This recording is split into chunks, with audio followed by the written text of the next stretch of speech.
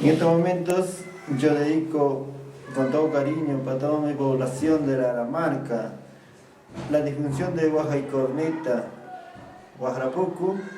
el toque de corneta a toda mi población de la Aramarca, en especial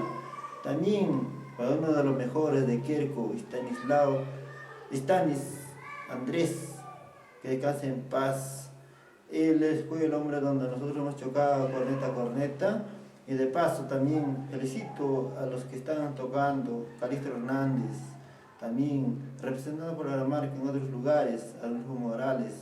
no debo dejar de lado, mis primos están tocando ahí, también felicito a todos, a ellos, ojalá cultiven esta música,